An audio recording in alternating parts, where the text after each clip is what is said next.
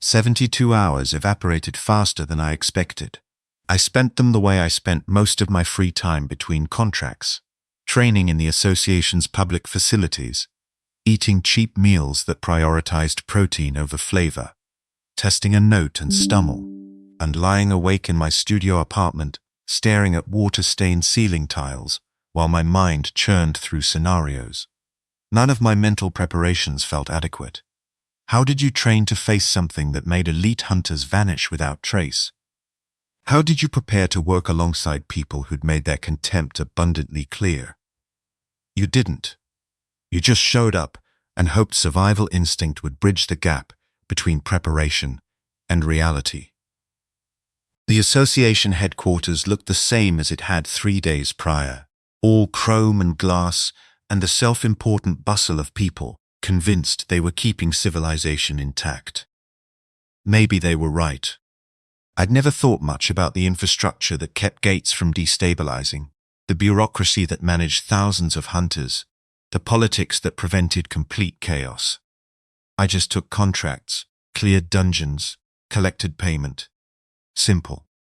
Direct. That simplicity was dying, and I'd agreed to help kill it.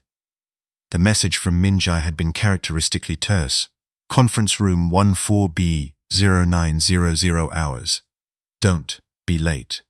I arrived 15 minutes early, because late meant hearing one of those self-important Jack's remarks. I just wanted to get this meeting over with. I really was not too keen being around people who thought nothing of me. Drake was already there, sprawled in a chair, with the calculated casualness of someone who wanted you to know he hadn't tried. His eyes tracked me as I entered, expression cycling through recognition, dismissal, and finally settling on thinly veiled hostility. Neither of us spoke. The silence felt like a standoff. Jill arrived exactly on time, because of course she did. Her platinum hair was pulled back in an immaculate braid, and she wore her hunter gear, reinforced tactical clothing in whites and pale blues that somehow made her look even more untouchable. She acknowledged us with the barest nod and took a seat, posture perfect, eyes distant. Ash slipped in 3 minutes late, looking entirely unrepentant. Did I miss anything exciting? She dropped into the chair beside me with feline grace, close enough that I caught the faint scent of something metallic. Blood. No, just the leather of her armor, treated with some compound I didn't recognize. Just the usual hostility and avoidance, Drake muttered. So, business as usual. The door opened before anyone could respond. Director Song entered, and the temperature in the room seemed to drop, not from any skill, just the gravity he carried like a visible weight. Behind him came 2 other officials I didn't recognize, both carrying tablets and wearing expressions that suggested they'd witnessed things they wished they could forget. You all came, Sung said, something like relief flickering across his weathered features. Good. That's South good. The fact that he'd doubted our appearance suggested he knew more about this situation than the initial briefing had revealed. His uncertainty felt wrong, like watching a building's foundation crack. We gave our word, Jill said simply.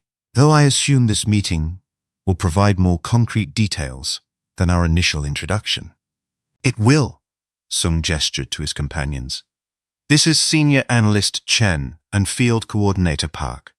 They've been tracking the disappearances since the pattern first emerged. What I'm about to show you is classified at the highest level. It doesn't leave this room. The footage especially, if it leaked, we'd have mass panic. Analyst Chen activated the room's holo display. The lights dimmed automatically, and suddenly we were looking at a map of the Korean peninsula, dotted with red markers. 47 of them, each representing a missing hunter. 6 months, Chen began, his voice carrying the flat affect of someone reciting horror by rote.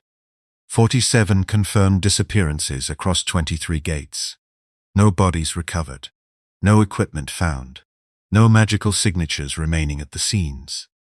He zoomed in on several markers.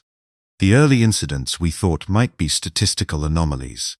Hunters die. It's the nature of the profession. But then patterns emerged. The display shifted, showing incident reports. I leaned forward, scanning the text. High-rank gates, experienced teams, no distress signals until the moment of disappearance, and then nothing. Complete communication blackout, followed by the gate itself destabilizing rapidly. We sent investigation teams, Park added. Every site showed the same thing. Scorch marks in shadow formations, temperature drops consistent with high-level magical discharge, and traces of energy that didn't match any known hunter ability or monster signature. Shadow formations, Ash repeated, her crimson eyes gleaming with interest. You think it's a specific entity, not just random high-level monsters? We did think that, Sung said heavily. Until 2 weeks ago, the display changed again. This time, it showed a timestamp. 0347 hours. Below it, a single line of text. Body cam footage recovered from Hunter Kim Seo-jun, B rank, presumed deceased. Kim was part of a 4-person team clearing a B rank gate outside Busan, Chen explained. Standard operation. They'd been inside for 30 minutes. Normal progress. No complications. And then, the footage began. Grainy first-person perspective. The slight bob and weave of someone moving through a dungeon corridor. Kim's teammates were visible ahead. 2 close combat specialists and a mage. Their lights cutting through pervasive darkness. Standard formation. Textbook approach. Kim's voice crackled through the audio. Section 3 clear. Moving to the next junction. Routine. Boring even. I'd done dozens of similar runs. Then the shadows moved wrong. It wasn't dramatic. No explosion of darkness, no visible monster charge. The shadows simply shifted, flowing across the corridor walls like liquid. Kim's camera caught it, swung toward the movement, and the screaming started. Not Kim, his teammates. The 2 specialists ahead simply vanished mid-step, there one frame and gone the next, swallowed by darkness that erupted from beneath their feet. The mage managed half a syllable of a spell before shadow tendrils wrapped around her throat, pulling her into the walls so fast the camera barely registered her disappearance. 3 people. Gone. Elapsed time, less than 4 seconds. Kim was running now, his breathing harsh and panicked in the audio. The camera view jerked wildly as he fled back the way they'd come, his magic flaring uselessly against the darkness pursuing him. Not chasing, pursuing. There was intelligence to its movement, calculated and terrifyingly efficient. "Command, this is Kim!" His voice cracked with terror. "Team down! Repeat, team down! Unknown hostile, shadow-based, extreme danger." The corridor behind him filled with darkness. And then, it wasn't darkness at all. It was a figure, humanoid but wrong, emerging from the shadows like it had always been there, just waiting to be noticed. The camera focused for perhaps 2 seconds, the clearest view in the entire footage. I stopped breathing. Tall. Impossibly tall. Or maybe the armor made it seem that way. Blackened plate that drank light, etched with designs that hurt to look at, even through degraded video. No face visible beneath the helm. Just more darkness, but 2 points of cold illumination where eyes should be. And around the figure, reality seemed to bend, shadows reaching from its form, like living extensions of will. Kim's scream was abruptly cut off. The camera tumbled, showing flashes of stone floor, darkness, and then a final image, the figure standing over the camera, one gauntleted hand reaching down. The last sound was Kim's voice, barely a whisper, "God help us," static. The display went dark, nobody spoke. The silence in the conference room felt suffocating, heavy with implications none of us wanted to voice. I realized my hands were clenched around the edges of my chair, hard enough to make my fingers ache. "That was 14 days ago," Sung said quietly. Kim's body cam was designed to upload footage to our servers continuously. It transmitted everything until the moment of his death. Since then, 6 more hunters have vanished. Same pattern. Same shadow signatures at the sites. What was that? Drake's voice had lost its usual arrogant edge, replaced by something rawer. That wasn't any monster I've seen. We believe it's what we're calling the Shadow Warlord, Park said. Caliph, though we don't know if that's a name it chose or something else. Intel suggests it was once human. A hunter, even. But something happened.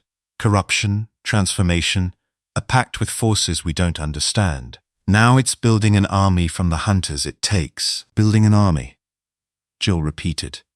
Her composure cracked just enough to show the razor edge of concern beneath. You're saying the missing hunters aren't dead. They're converted.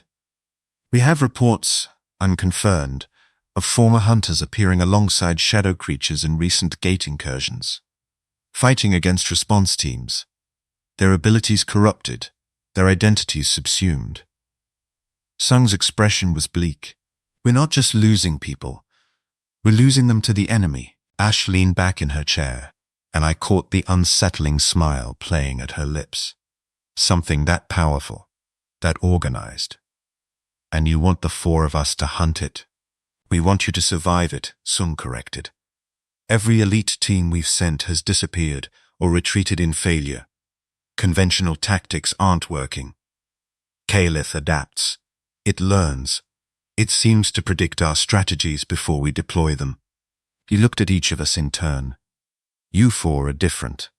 Unpredictable. Young enough to think in ways our established teams don't. We're hoping that unpredictability gives you an edge. Or gets us killed faster, Drake muttered, but the words lacked conviction. He was staring at the now dark display, replaying those 2 seconds of footage in his mind. I knew because I was doing the same thing. 2 seconds. That's all we'd seen of Caliph. 2 seconds of absolute, crushing presence that made every monster I'd faced in 3 years seem like children's toys by comparison. Training begins tomorrow, Sung continued. You'll have access to specialized facilities, enhanced equipment, and tactical instruction from our best remaining field commanders. Your first mission as a team will be scouting, observing shadow activity, without engagement. We need intelligence more than we need heroics. How reassuring, Ash murmured. I love being told not to engage powerful enemies. It's my favorite instruction to ignore. If you engage Caliph directly without preparation, you will die. Sung's words carried absolute certainty. Every shred of data we have confirms it. This isn't bravery. This is survival. The meeting continued. Logistics, schedules, equipment requisitions, but I barely heard it. My mind kept circling back to that footage, to the figure emerging from shadows like a nightmare given form, to the casual efficiency with which it had erased 4 hunters from existence. I'd told Drake I'd survived 3 years on my own, that I'd learned to stay alive through skill and stubbornness. Watching that footage, I realized how fragile that survival had been. How lucky. I'd been fighting in the shallow end, never knowing the ocean's true depth. And now I was being asked to dive into the abyss. When the briefing finally ended, we filed out in silence. The usual friction between Drake and me felt muted, replaced by shared recognition of the enormity we'd volunteered for. Even Jill's Ice Queen composure had visible fractures. Only Ash seemed energized, practically vibrating with barely contained excitement. Tomorrow then, she said, crimson eyes bright. Our first training session. I wonder how we'll do when it's not just posturing and politics. We'll do fine, Drake said, though he sounded like he was trying to convince himself. That thing in the footage, Caliph. It's just another enemy. Bigger, sure, but still killable. I wanted to believe him, wanted to feel the same confidence. But I kept seeing those 2 seconds of footage, kept hearing Kim's final whisper. God help us. Yeah. We were going to need all the help we could get. The training facility occupied 3 subterranean levels beneath Association headquarters, accessible only through biometric-locked elevators and corridors that smelled of disinfectant and old sweat. I'd trained in public hunter gyms before. cramped spaces with second-hand equipment, and fluorescent lights that buzzed like dying insects. This was different. Everything here whispered expense and exclusivity. From the reinforced walls etched with containment runes, to the climate control that kept the temperature precisely neutral. We assembled in Training Hall 7, a cavernous space large enough to simulate gate environments. The floor was sectioned into different terrain zones: urban rubble, forest mock-up, open plain, dungeon corridor. Overhead, projection systems could generate holographic enemies with combat routines sophisticated enough to kill careless hunters. I'd heard stories about these facilities. Prodigies trained here. Elites, not people like me. Commander Reeves waited at the center of the hall, a compact woman in her 40s whose scars told stories her service record probably sanitized. She'd been introduced as one of the association's best tactical instructors, someone who'd survived 20 years of gate operations through discipline and adaptability. Her eyes tracked us as we approached, assessing with the clinical detachment of someone calculating survival odds. "You're the special team," she said without preamble. "Director Sung's gamble on unpredictability. I'll be honest, I've trained dozens of elite squads. Most had better cohesion than what I'm seeing from you four right now." Drake bristled immediately. "We haven't exactly had time to bond over campfires. And you won't get time," Reeves shot back. "Calith doesn't care about your team dynamics. It'll exploit every fracture, every hesitation, every moment of disunity. So we're going to identify those fractures now, under controlled conditions, rather than in combat where they'll kill you." She gestured to a raised platform at the hall's center, maybe 20 meters in diameter, surrounded by open ground that transitioned into mock urban ruins. "Your exercise is simple. Hold that position for 30 minutes against continuous assault. Simulated enemies will come in waves, increasing in difficulty and number.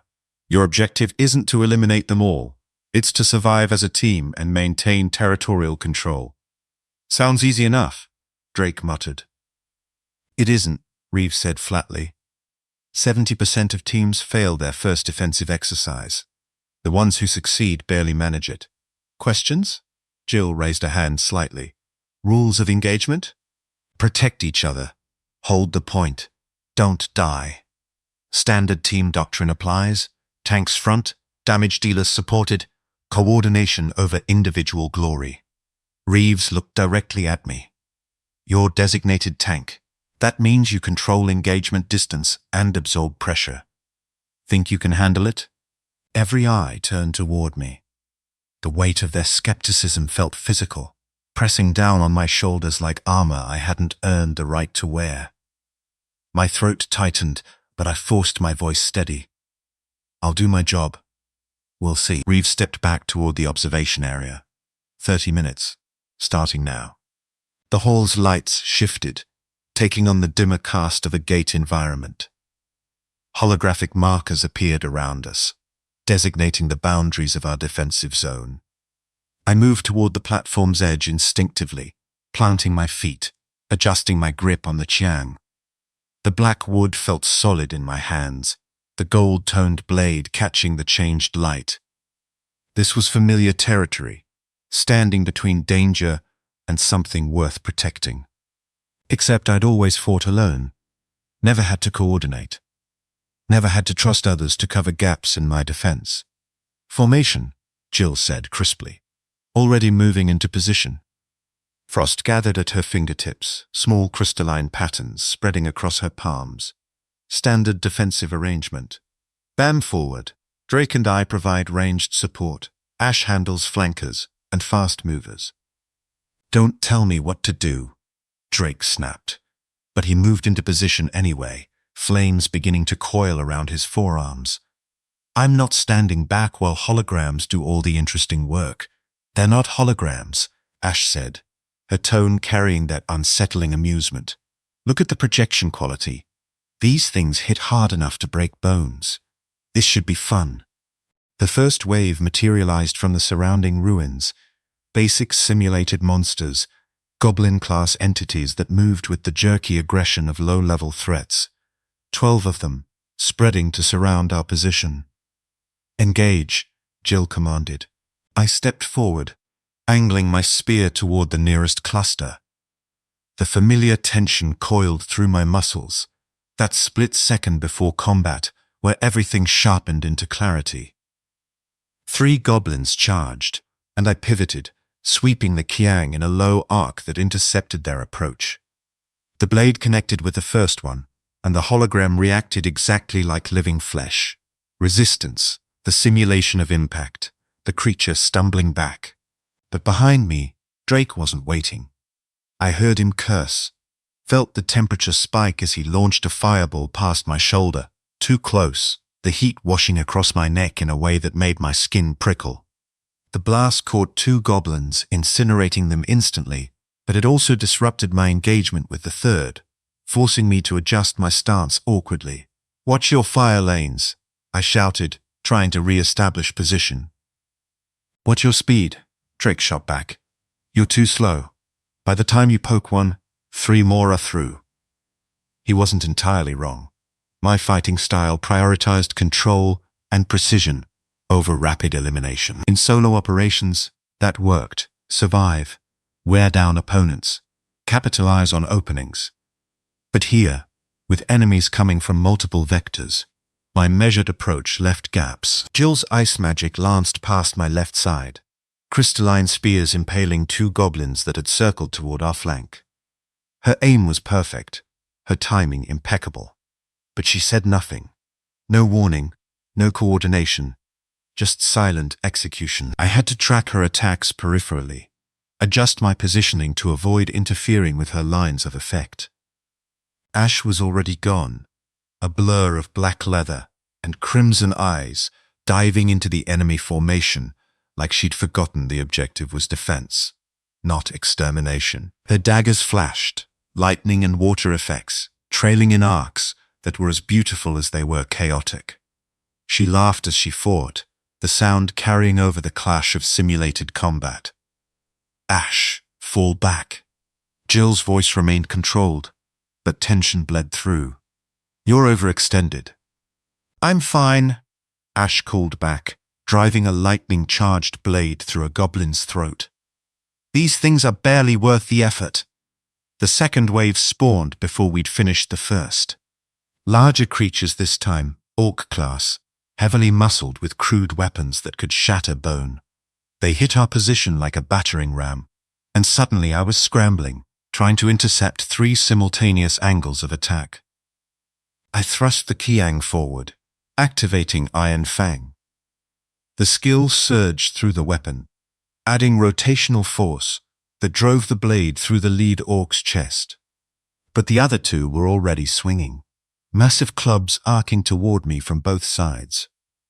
I tried to pivot, to bring the spear's shaft up in a defensive block. Drake's fire blast caught 1 Orc from behind, but the concussive force staggered me, disrupting my balance. The second Orc's club connected with my shoulder, and even through the simulated nature of the exercise, pain exploded across my arm. The impact drove me to one knee, my grip on the Qiang faltering. "Bam!" Jill's voice, sharp with alarm. Frost erupted around me, flash freezing the Orc mid-swing. I scrambled back, shoulder-screaming protest, trying to regain my stance. But the defensive line had collapsed. Enemies were pouring through the gap I'd failed to hold, forcing Jill to split her attention, Drake to engage in close combat he wasn't positioned for. Ash finally fell back, but she was grinning, exhilarated rather than concerned. "Now it's getting interesting." "It's getting us killed," Drake snarled, incinerating an Orc that had gotten within arm's reach. "This is a disaster!" He was right. We weren't fighting as a team. We were 4 individuals occupying the same space, our abilities interfering more than supporting.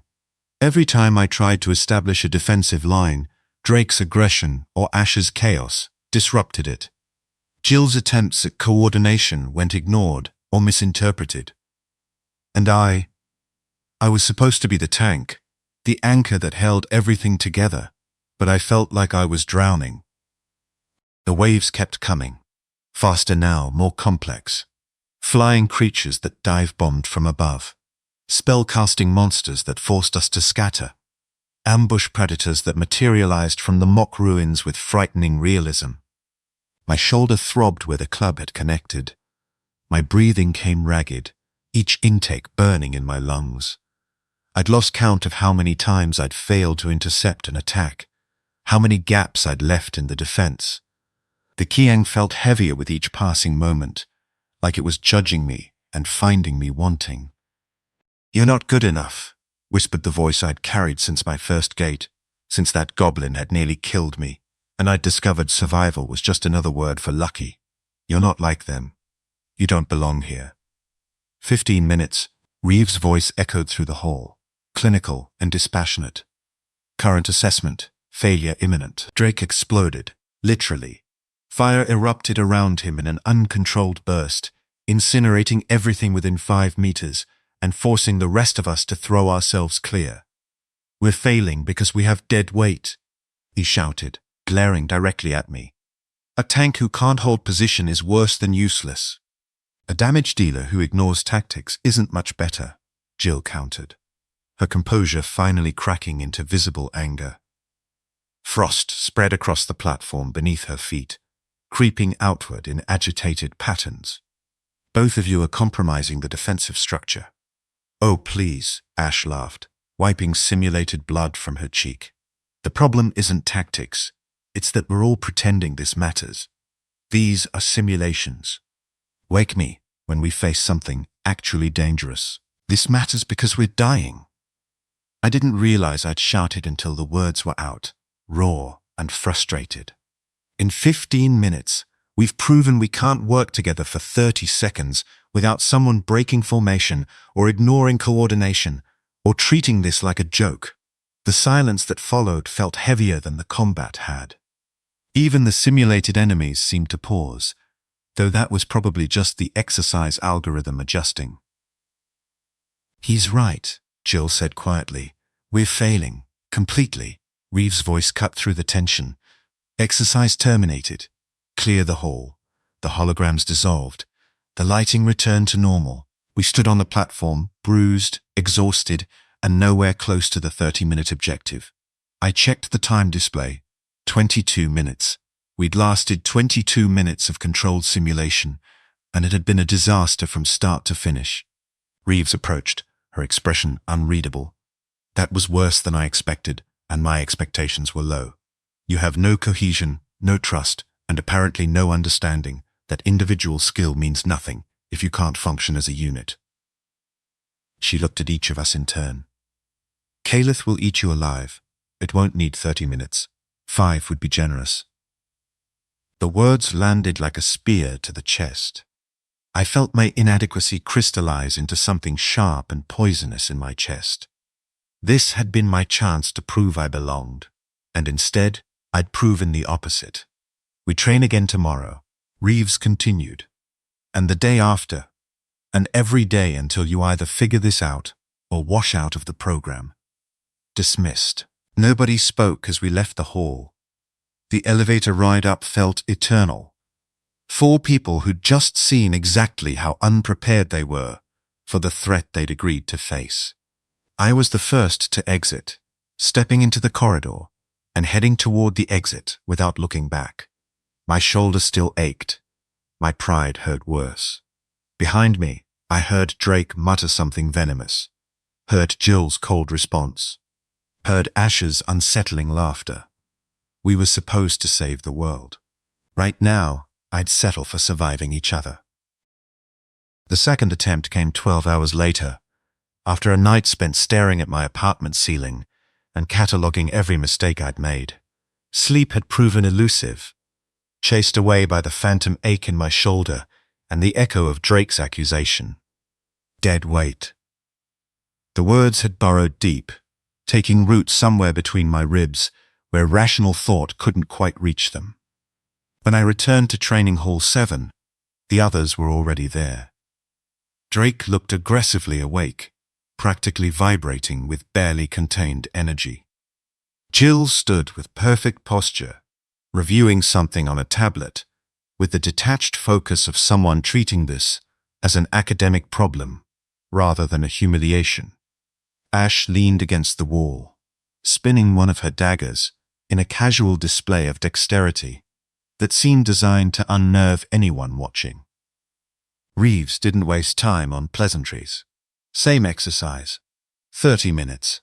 Begin. We lasted 19 minutes before a simulated troll, something that shouldn't have appeared until the final waves, breached our perimeter and systematically dismantled our formation.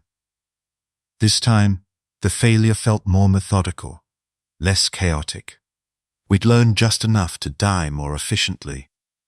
The third attempt happened that afternoon. 23 minutes. Progress measured in cruel increments. By the fourth session the following morning, I'd begun to notice patterns beyond our collective dysfunction. The way Drake's magic responded to his emotional state, flames burning hotter and wilder when his temper flared. How Jill's ice constructs demonstrated almost architectural precision, each barrier positioned with geometric perfection, even as everything around her descended into chaos. Ash's movements contained an inhuman fluidity that made conventional combat doctrine irrelevant. She didn't fight so much as dance through violence, finding rhythms the rest of us couldn't hear. And me? I stood there with my spear, trying to be an anchor, while feeling increasingly like an obstacle. Your problem, Reeves said during the debrief after our fifth failure, isn't individual capability. Separately, you're all competent. Some of you are exceptional. Her gaze swept past me without stopping, making the exclusion clear. But competence doesn't scale linearly in team dynamics. 4 skilled hunters don't make a skilled team. They make 4 separate people waiting to die alone in close proximity. Drake scoffed. Maybe if our tank could actually hold a position. Your tank, Reeves interrupted with surgical precision, held position 17 times during your last attempt. 14 of those times, you disrupted his engagement with poorly coordinated fire support. The issue isn't his capacity. It's your inability to let him do his job. The silence that followed carried a vindictive satisfaction that I wasn't proud to feel. Drake's jaw worked soundlessly, fire literally flickering across his knuckles before he forced it down. Tomorrow, Reeves continued, we are running individual capability assessments. I need to understand what each of you can actually do before I can figure out how to make you function together. The assessment began with Jill. Reeves had her face waves of fire element monsters in an environment designed to counter ice magic, high temperature, low humidity, terrain that conducted heat efficiently. I watched from the observation area as Jill transformed the disadvantageous space into her personal domain. She didn't just cast ice magic, she wielded it with the precision of a surgeon and the vision of an architect. Frost spread in calculated patterns, creating zones of thermal differential that she exploited ruthlessly. Barriers appeared not where the enemies were, but where they would be, herding them into kill zones where flash freezing became inevitable. High-tier strategic caster, Reeves noted, speaking into a recorder, excels at battlefield control and environmental manipulation. Weakness requires time to establish dominance, vulnerable during setup phases. Drake went next, and the difference in approach was immediately apparent. Where Jill fought like a chess master, Drake fought like a wildfire, consuming, overwhelming, gloriously destructive. The assessment threw him into close quarters against armored enemies resistant to flame, forcing adaptation. He responded by abandoning subtlety entirely, superheating the air itself until metal began to warp, using concussive blasts to create distance before unleashing firestorms that bordered on excessive. Yet even through the aggression, I noticed something. His magic responded with frightening speed, almost instinctive in its deployment. He didn't calculate angles or conserve energy. He simply reacted, and his power answered. Natural talent refined by expectation and privilege perhaps, but undeniably formidable.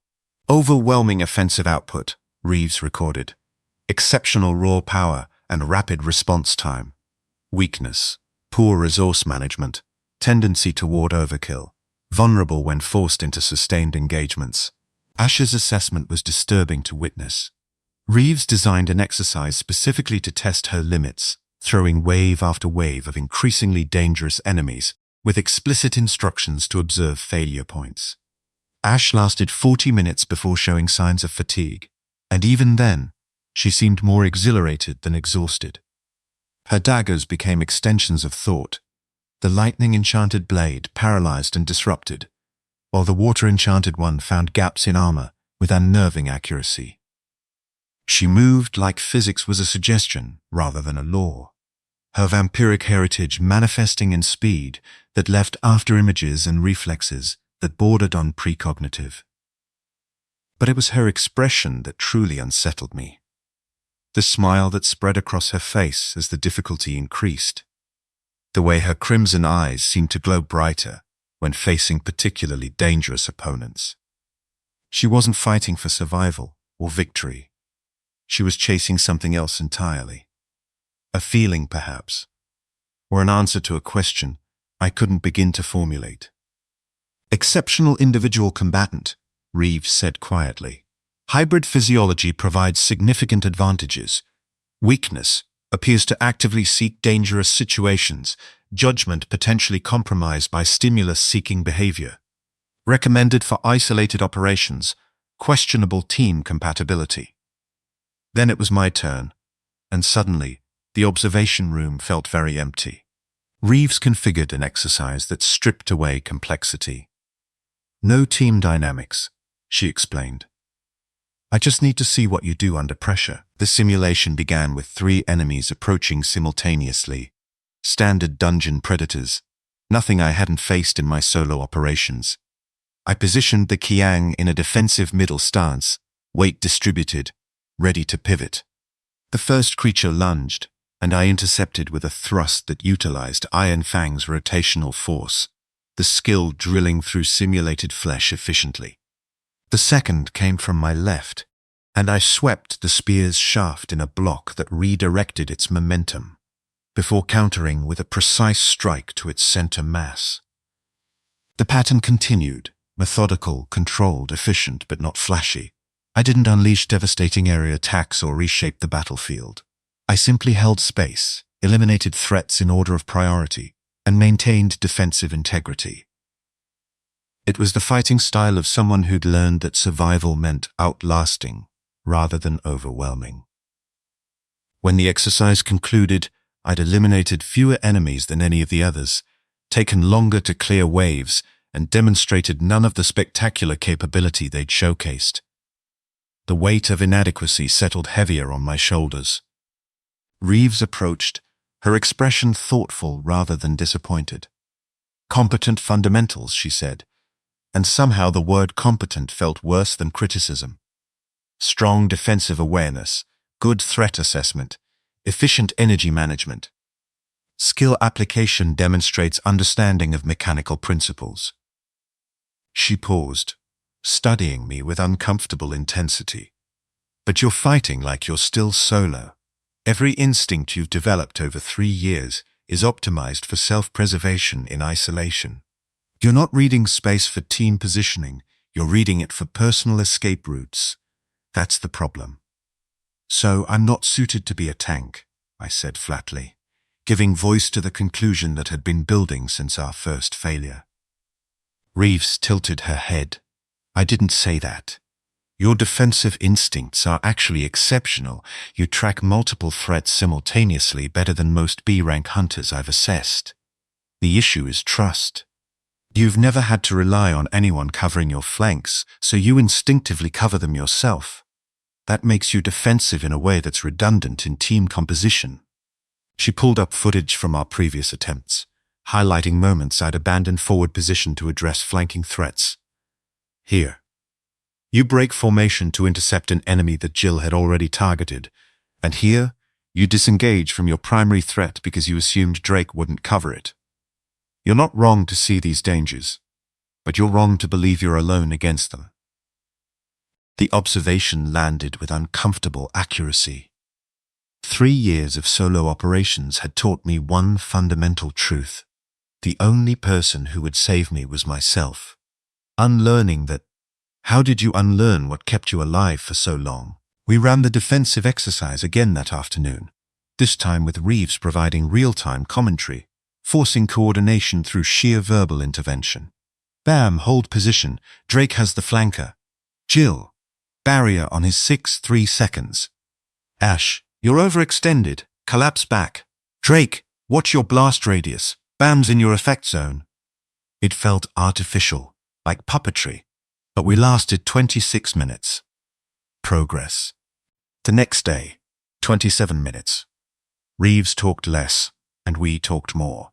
Clipped tactical callouts that felt awkward in my mouth but gradually developed rhythm. Left side. Too heavy, I'd announce, holding position despite instinct screaming to pivot and engage. I see them, Jill would respond. Ice already forming. Casting, Drake would warn, giving me half a second to brace for the thermal blast. Small coordinations, tiny moments of trust that felt enormous. On the 3rd day of individual assessments and modified exercises, we ran the original simulation again without Reeves' intervention. The first 15 minutes felt almost functional, not smooth, but sustainable. Then the difficulty spiked, and old patterns threatened to reassert themselves. An ogre-class monster broke through, heading directly for Jill while she was mid-cast on a barrier formation. Every instinct I had screamed to leave my position and intercept it. Instead, I forced myself to trust. Ash! I shouted. Cast is exposed. Got it. Her voice carried that dangerous excitement, but she moved exactly where she needed to be. Daggers flashing as she intercepted the ogre with lightning-fast strikes that crippled its advance. Jill completed her barrier, which deflected a volley of projectiles that would have shattered our formation. Drake capitalized on the bunched enemies with a flame blast that was actually well-timed, clearing the immediate threat. We held. Somehow, we held. The final minutes were desperate, ragged, barely controlled chaos. My shoulder screamed from repeated impacts. Drake's flames had dimmed from energy expenditure. Jill's ice constructs showed cracks. Ash was breathing hard, her smile now edged with fatigue. But when Reeves called time, we were still standing. All of us. Together. 30 minutes, 12 seconds, Reeves announced. Acceptable. Barely. I wanted to feel triumph. Instead, I felt exhausted relief and the nagging awareness that barely acceptable against simulations meant we'd probably die against Caliph. But it was something. A foundation. However fragile. As we left the training hall, Ash fell into step beside me, her presence unsettlingly close. You held position during that final wave, she said, when the ogre charged Jill. That took discipline. Or stupidity, I replied, maybe. Her smile carried something I couldn't quite identify, not mockery, but not quite approval either. But you trusted me to handle it. That's interesting. She walked ahead before I could formulate a response, leaving me with the uncomfortable realization that I had trusted her. Somewhere in the repetition and failure, something had shifted. We were still dysfunctional, still barely adequate, still probably going to die. But maybe, just maybe, we were becoming something that resembled a team. The gate designation